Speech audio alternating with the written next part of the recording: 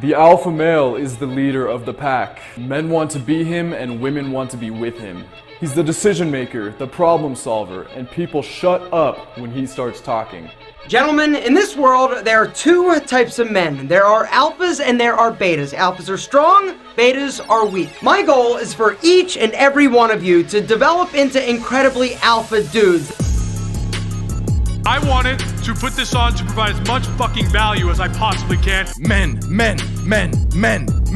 For some reason, a lot of men have adopted this ideology, this fallacy, that we are under attack and we must remain strong and vigilant through these dark and trying times. I don't know by who, I don't know by what, but it seems as if it's apocalyptic and inevitable.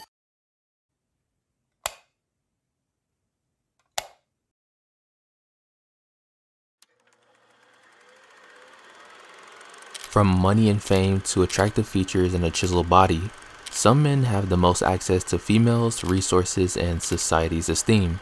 It's only as of recent that we have come up with this neat, sciencey sounding word that can explain why some straight men attract the plethora of females and get what they want, while others sit with male fluids on top of their laptops.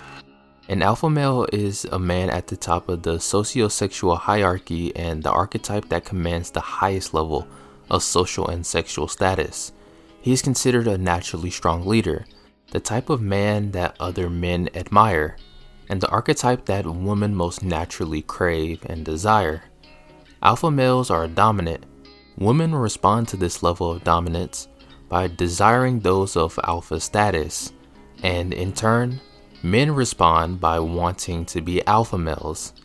The concept of the alpha male comes from the animal kingdom and the animal hierarchies associated with packs such as gorillas, lions, and of course, wolves.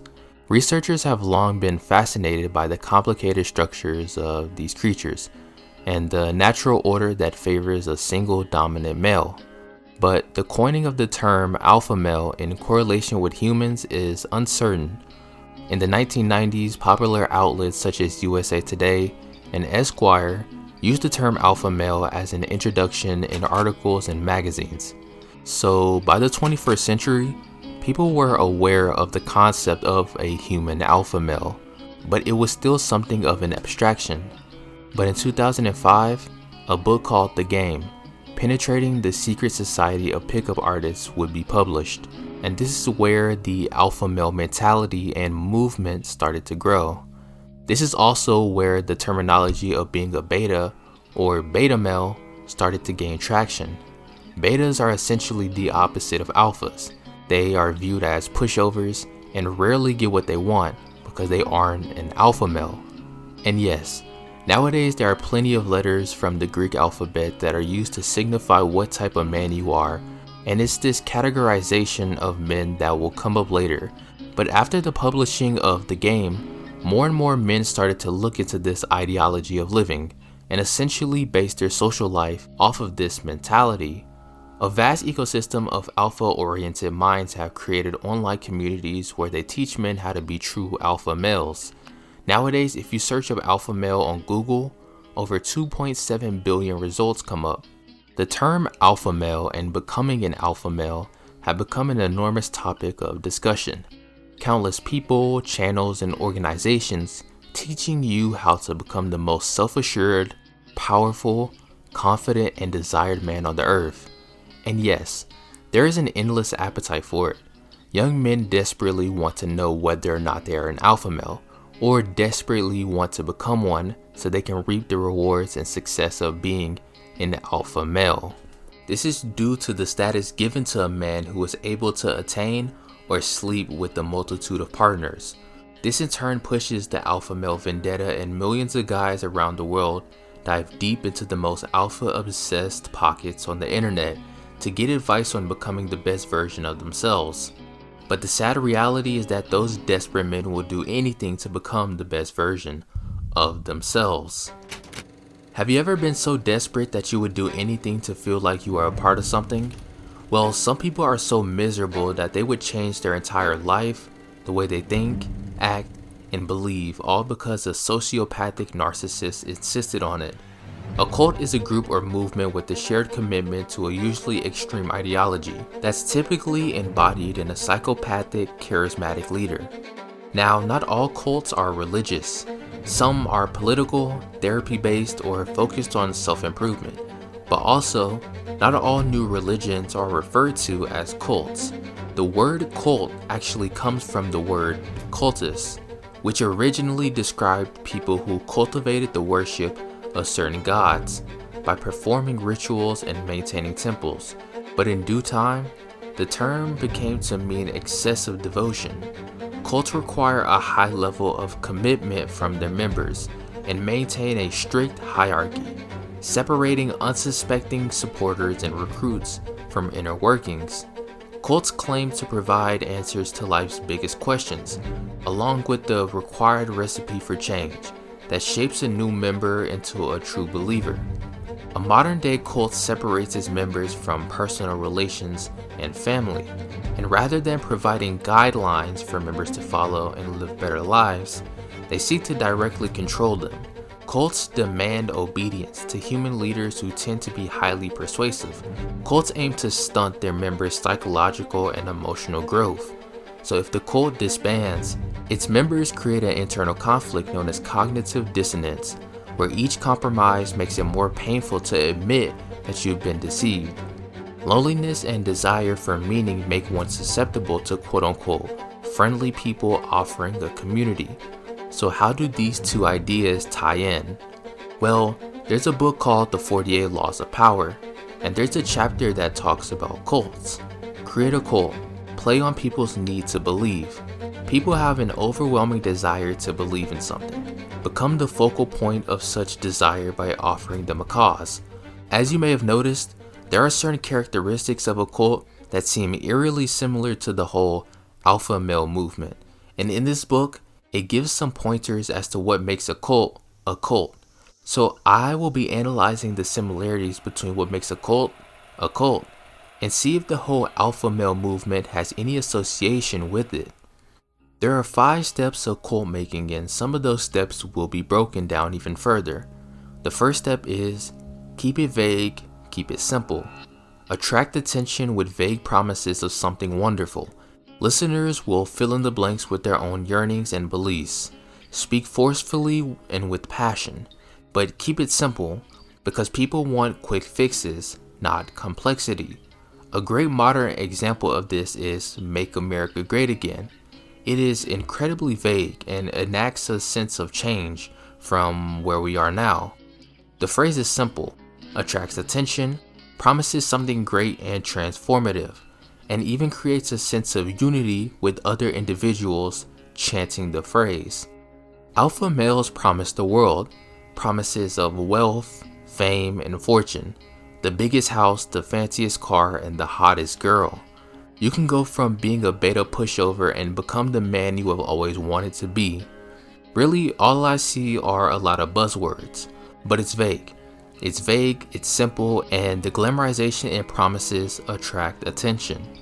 The second step is to emphasize the visual and the sensual over the intellectual. There will be 2 dangers that will present themselves. Boredom will make people go elsewhere, and skepticism will allow people to distance themselves and think rationally about whatever it is you are offering. Overwhelm their senses and any ability to think with sights, sounds, scents, colors, movements, or work. Dazzle your followers with visual splendor and fill their eyes with extravagant displays of lavishness. This keeps them from seeing the ridiculousness of your ideas. It will also extract more attention, which means more followers. As you have probably seen throughout the video, alpha males, or at least alpha males who have a following, tend to live lavish lives. Some people will even go as far as to fake their extravagant life to be seen as better by other alpha males. And a lot of the time, when it comes to being an alpha male, there is a tie into some kind of business. Taking a look at AlphaCon 2022, it talks about taking your business to the next level. Be ready to talk with successful entrepreneurs and learn tips and strategies to scale your business and take your business to the next level. Again, there is this promise of riches and success, which can in turn make followers turn a blind eye to what is really happening. The third step is to borrow forms of organized religion to structure the group. Elevate and comfort your followers. Create rituals for them.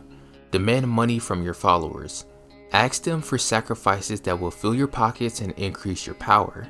Emphasize your gatherings as if you are a priest, a sage, a guru, or any word that hides your real power in the midst of religion. This is the part where the alpha male movement somewhat falls off in terms of being a cult. But one portion in particular that resonates a lot with being an alpha male influencer is demanding money from your followers and elevating them along the way. As we mentioned earlier, being an alpha male is seen as a way of life that is supposed to elevate you as a man, and in order to find the secrets of becoming an alpha male, there is a price. There are plenty of alpha male courses, sermons, and books that teach unsuspecting followers about becoming an alpha male. These people are seen as gurus, already established alpha males who get what they want, and as ignorant followers, we seek what the guru has. We mentioned earlier that cults don't have to be religiously based, but there is a level of worship that just isn't present in alpha male communities. The fourth step is to disguise your source of income. Your pockets are starting to fill with your followers' money, yet you must never be seen as hungry for money and the power it brings. Never reveal that your wealth actually comes from your followers' pockets, but instead make it seem like it comes from the truth of your methods. This sounds exactly like what is going on in alpha male communities, and is actually eerily similar to a lot of business communities online. I mean, look at AlphaCon 2022. Look at these prices. $3,000 for VIP, which allegedly sold out. I mean, Andrew Tate has an exclusive club that costs $5,000 to get in. In what world would someone pay $10,000 to get an elite package to an exclusive club that is quote unquote going to change their life? There has to be a level of ignorance or brainwashing to pay these alpha male gurus these exorbitant prices. I even see it in the comments of these channels and pages. Followers will literally buy anything these alpha male prophets put out, and don't see the flaws or illogical thinking behind it. They sell you a dream, then sell you a product. What's even crazier is that when this gets brought up, these communities get defensive, which leads to the next step. Create an us versus them dynamic. To keep your followers united, you must create an enemy. Manufacture the notion of a devious enemy out to ruin you. There's a group of non-believers that will do anything to stop you in your cause. And if you don't have enemies, invent them. Give your followers a straw man to react against, and your followers will tighten and cohere. This is where the whole alpha versus beta debate or alpha versus sigma debate comes in. There's an us versus them dynamic. We are better than them. They are a bunch of lonely pushovers who sit at home and do nothing with their life. We as alphas are what every man should strive for in their life.